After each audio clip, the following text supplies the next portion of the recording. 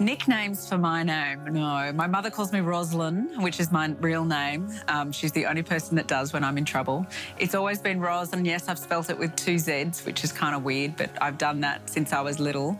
I get Rozza, Rozzo, Rosie. Depends on who's calling it at the time, but fortunately no nicknames that I felt uncomfortable about.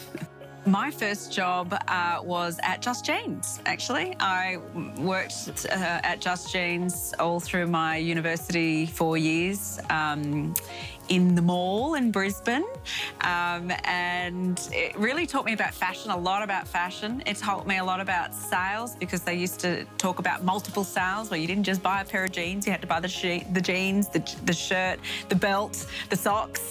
So it was all about putting an outfit together as well. So I really appreciated my days at working there for all that time. Outside of TVSN, I spend a lot of time with my kids. I'm a single mum. It takes a lot of work to kind of juggle everything. So I guess my hobbies at the moment are whatever my kids are doing. I spend a lot of time with sports. My kids do soccer and cheerleading. And I have a dog. My dog is my kind of hobby. I always make sure I take him out and about. His name's Bullet. Bullet is a cavoodle. He's 1 and he's full of beans. He literally does take after his name, Bullet. He's fast, very, very fast, and a little cavoodle.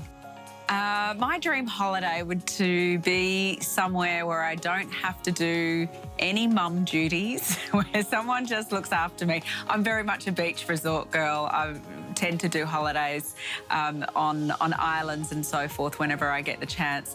But I've got to say, I still always come back to Noosa. I love Noosa. Certainly, as a Queensland girl, ex-Queensland girl, it's nice to have somewhere that's homely, that feels just right, and Noosa kind of does it for me. Favourite films are a tough one. I went to university, I did a Bachelor of Education in Film and Media and Drama.